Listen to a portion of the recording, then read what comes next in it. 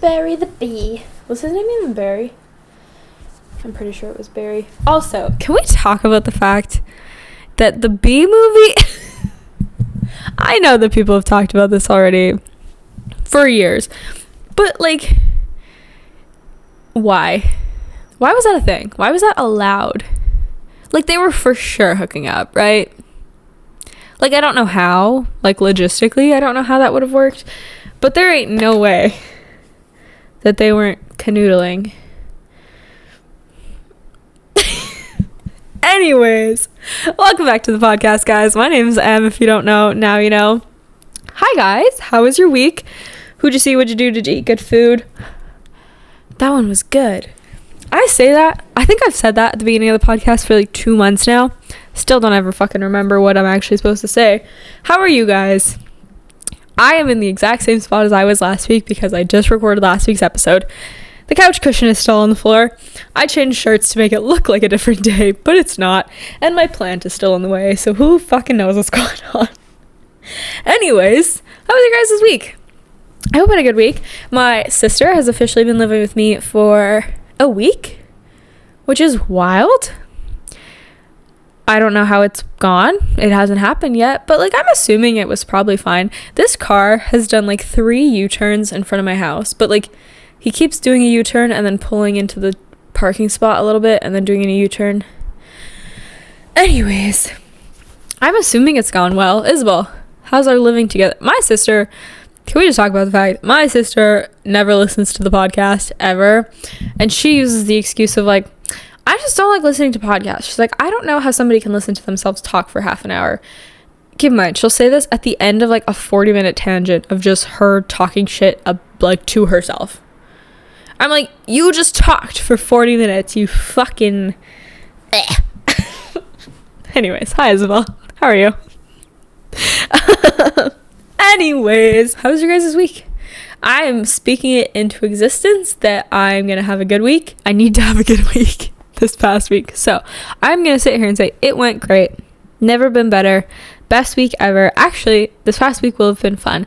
I get to go work at, so like the clinic that I work at, we have 2 different locations, one in the city that I live in and then one in a small town outside of the city, and I get to go work at the second location this week. I've never been out there, so I think it'll be fun. Let's just get into it. So I think last week I like mentioned what we were talking about this week. Essentially, I wanted to talk about being mindful and practicing mindfulness in like your everyday life. We also are going to talk a little bit about the difference between mindfulness and meditation because they are different, but a lot of people seem to excuse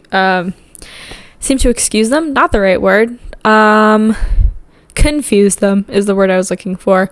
Guess what? Emily's still minorly conked, and reading and writing and typing not been an easy task. So what is mindfulness? Mindfulness is a buzzword that has popped up in the wellness and health industry a lot in the past few years. Obviously it wasn't like invented in the past few years, but I think more and more people are using it as a regular word in their wellness vocabulary, as opposed to a couple years ago where most people probably didn't know what it was, let alone used it in like day-to-day life. So mindfulness, the very like short explanation of it, is actively and openly paying attention to the present moment that you're in without judgment. So a better way of putting this is observing without engaging in whatever situation you are in right now, especially where we are at in the world and in our existence right now. We tend to frequently exist more in the future than we do in the present, and I mean that in the sense that everybody is so panicked and freaked out and worried all the time about something that is going to happen and not what is currently happening. I also do that. I'm not saying it's a bad thing. I'm not saying that we're like, you're not a bad person if you tend to find yourself thinking about the future more than the present, but it isn't necessarily a normal or healthy way of existing. So due to the fast-paced environment that we live in and that like society resides in. Levels of anxiety are incredibly high, and people tend to look at the world with a negative, judgmental connotation because it is easier to exist about the world expecting bad things to happen and expecting the reality of life to be negative, because then you can't be disappointed. If I navigate the world with this happy perspective and happy point of view, when something bad inevitably happens, I'm gonna be really fucking bummed out. Like, I'm gonna be incredibly disappointed with the fact that this happy, picture perfect version of the world that I've created in my head isn't true. A good chunk of the time, it is easier to live with the expectation that the world is a horrible place, and then when the world is inevitably a horrible place, it's not like, oh my god, this is devastating, how did we not see this coming? Because you did see it coming. Not a good thing. And a lot of that, again, comes down to the fact that we are consistently putting ourselves in the future before we actually live through what is currently happening. So I can sit here and I can panic about what the world is going to look like in a year, and then I'm just in a bad mood because now I'm spiraling. I do not like the word spiraling. I used to use that word all the time, and then Shane Dawson kind of coined that word, and then I wanted to stop using it, so I need a different word. But you know what I mean. I can sit here and freak out about what life is going to look like in a year, but like, because I'm more focused on the future, I'm not going to make any difference about what's happening right now. My dad does this really fun thing where, keep in mind, your girl is just like an anxious bitch, like permanently. And sometimes I'll tell my dad something that I'm anxious about, or I'm like, well, I'm worried XYZ is going to happen. And he'll say one of two things. It's either, well, you're either going to put yourself through it twice if you worry about it now. And then I'm like, okay, well, you're not wrong, but that doesn't feel helpful. Or he's going to say, well, there's nothing you can do about it right now, so why fucking worry about it? And also, I mean, not wrong. Anyways, so there's advice from Paul. One day I want Paul on the podcast. Anyways, moving on. Okay, focusing on mindfulness or being present can help people in multiple ways, such as helping people to perceive things more accurately and to make decisions about how they want to behave, allowing the individual to fully engage in what they are doing and more readily connect with their values and what is most important and meaningful to them, and facilitating a greater enjoyment of life and a stronger connection to purpose and meaning in life. Now, is there a difference between mindfulness and meditation? Yes, there's a big difference. They can be intertwined, but there is a big difference between them independently. Mindfulness can be a component of meditation. However, like, meditation isn't really a component of mindfulness in the sense. Meditation typically refers to a specific mind exercise that occurs during a set time. Mindfulness can be a part of this, but can also be a skill that is applied and utilized in daily life. So meditation is an ancient practice that dates back thousands upon thousands of years. Despite its age, this practice is common worldwide because it has benefits for brain health and overall well-being. So this is, I'll link this article down below if I remember while I'm editing this. But this says, meditation has become popular in many Western nations, especially the USA, because the USA takes everything from other countries. An increasing body of research shows various health benefits associated with meditation, and these findings have sparked interest in the field of medicine. The practice of meditation originated in the ancient Vedic? Fuck, I'm gonna look like a cunt. Vedic, Vedic, times of India, and is described in the ancient Vedic texts, which honestly makes sense because I think that meditation is like very heavily intertwined with like traditional yoga practices. Yoga originated in India. Was that even a sentence? Yoga originated in India. So, depending on the type of meditation you choose, you can meditate to relax, to reduce anxiety and stress, and more. Some people even use meditation to help them improve their health, such as using it to adapt to the challenges of quitting tobacco products or quitting nicotine. Like, it is a common practice that people have used through addiction counseling and addiction rehab, I guess you would say. Meditation also has religious background, comes from, again, the Temple of Vedic, although it is not exclusive to a religious practice. So, like a lot of things, like a lot of traditional practices, like yoga, like meditation, things like that, they can be rooted in religion, or they can have roots in religion, but it doesn't necessarily mean that it was always or is a religious practice. Anyways, so that's a little bit about meditation. I don't meditate. Here's the thing. I tried for a long time, especially during COVID.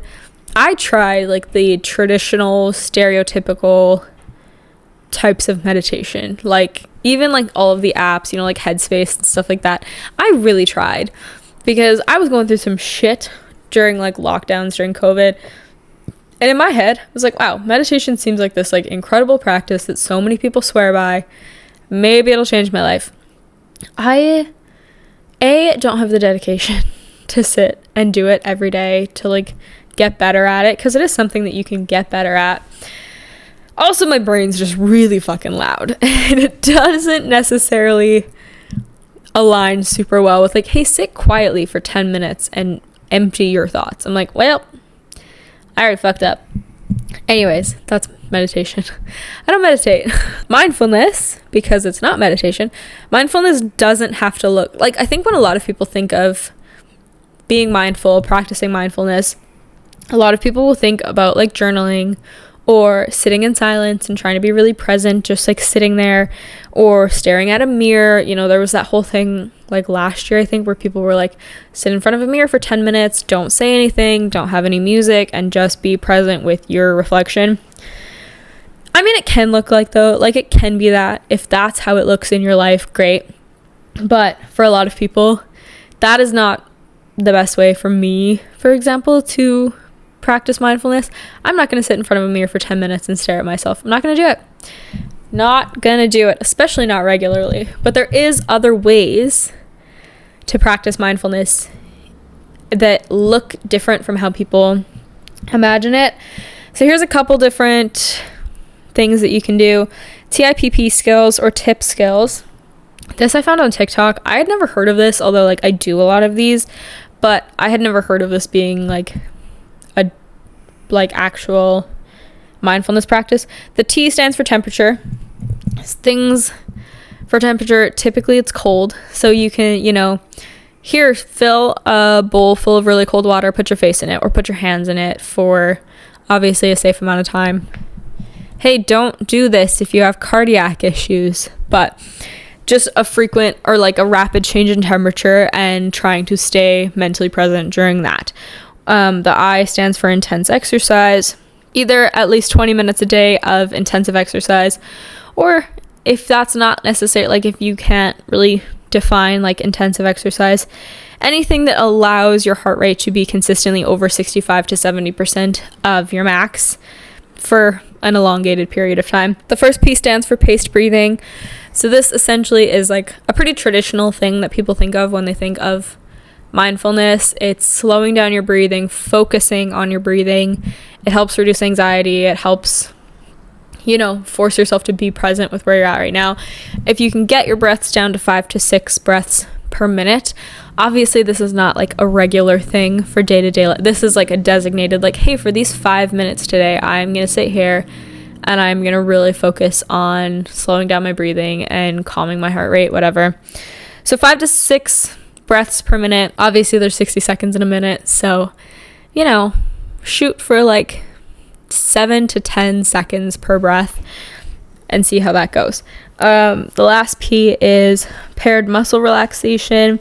I think this was an old thing, well, not old, but I think this was a thing people used to say to do to help fall asleep, was like tensing certain muscle groups and then releasing them. So you would tense for a couple seconds and then release. I know that people used to say that this worked well to like help you fall asleep. So you would start at your toes or start at your head and work your way up or down, and you would think about like tensing each. So like, okay, I'm tensing all of my toes for 5 to 10 seconds and then I'm releasing, and then I'm tensing my feet and then my calves and then my knee, whatever, and just working your way up. Doing like full body scans. Okay, so I'm starting at my head. How does my head feel? Is it heavy? Is it light? Does it feel sore? Do I have a headache? How do my shoulders feel? How do my arms feel? How does my core feel? And working your way down. Essentially, again, you want to see, how does each individual body part feel? And then how does my body feel complete in relation to one another? Like in relation to the other parts of it. You can go for a walk without music or a podcast or anything. I've been trying to do this more. Again, this one for some reason is really rough for me. I try to walk for like 20-ish to 30 minutes every evening after I eat supper. To get my steps in, and also just helps like digest my food before I go to bed. But I don't do well with not having headphones in and not listening to something. And that's kind of that was kind of one of the indications of like, hey, you should really work on just like being with yourself. So I'm working on that. Eating your food without watching TV or watching a TikTok. Essentially, sit at your dining table or sit in the kitchen, wherever you eat. Have no stimulation. Don't have the TV on. Don't have your phone on you. Don't have headphones in. Nothing. Sit in silence with yourself. Other things are like, I guess this one's a pretty helpful one. Swapping out mindless scrolling for mindful minutes during your day.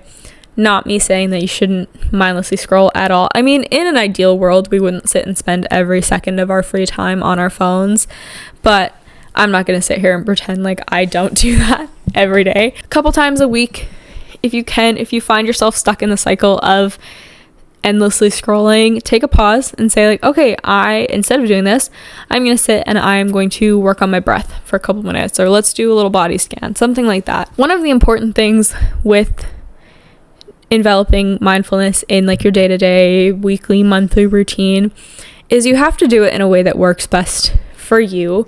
I am not the type of person that can sit here, like, I like watching TV. I like watching TikToks. I like reading books. I like doing things that stimulate my brain. But other people might really enjoy the comfort of, okay, I'm going to do one day where I am completely without my phone. I don't go on my phone for anything besides like, okay, somebody called, I need to call them back.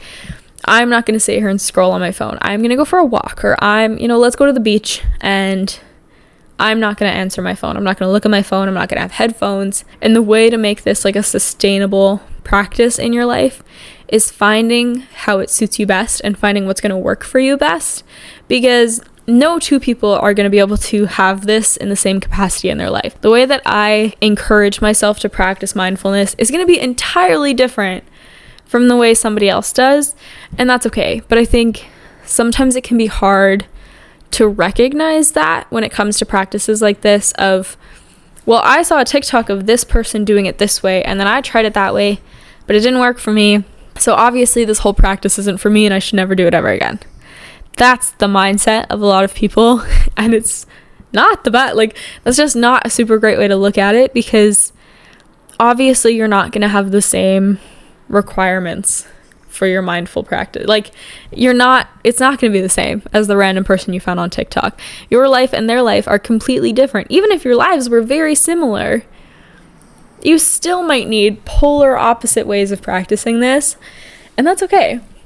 So I think it's important to play around with different ways to practice this and find the best options that fit into your life daily or weekly, because if you're only doing this once a month, realistically, how much of a difference are you making? So finding things that you can do every single day and finding things that you can do every week is going to make a big difference in just your overall presence in your own life. Because here's the thing, it's really scary to see how fast life goes by and how fast life exists around me, and 90% of the time I feel like I don't even recognize what's going on in my life. I'm not even here for it because I am so stuck either freaking out about my future or regretting my past that I'm not forcing myself to live in what is happening right now. And then in 5 years I'm gonna be like, wow, I really wish that I would have actually paid attention to what was going on in my life. Practice mindfulness, you guys. How'd your homework for last week go? Were you nice to yourself? Did you change? What did I say? Did you change your criticism into compliments? Did you find something nice to say about yourself? I hope so. Your homework for this week, find at least, or try at least either 3 different times or 3 different ways of being mindful. Whether that's, okay, eat your lunch today without watching TV or without talking on the phone or without whatever, or go for a walk tomorrow. Even if it's like a 10-minute walk, you don't have to start at I'm not saying you have to go for a 2-hour walk with nothing. Go for 5 minutes, 10 minutes after you eat or whenever, and just see what company you bring yourself, and maybe you'll really enjoy it, And if not, that's okay. You can find something else. You can try a different way. Obviously, I didn't go over like every single way of being mindful. Obviously, there's a million other ways, and it doesn't have to look like how it looks for somebody else. And that's the fun part, is you can really do whatever the fuck you want with this. That's all I've got for you guys this week. I hope you enjoyed this episode. If you made it this far, thank you so much. I appreciate you guys more than you'll ever know. Leave a like, leave a comment, leave a review, whatever else it is that I can't talk. Whatever else it is they'll let you do. It doesn't make a big difference for you guys, but it makes a huge difference for me. Go follow me on Instagram. EBFit for the gym page, Hey for Men for the podcast, Emily Brilliard for my personal. We're on YouTube. I say it every week, and I'll continue to say it. So if you would rather watch your podcast, the link will be in the show notes. But yeah, I hope you guys have an incredible week. Thank you for being here, and we'll chat next week.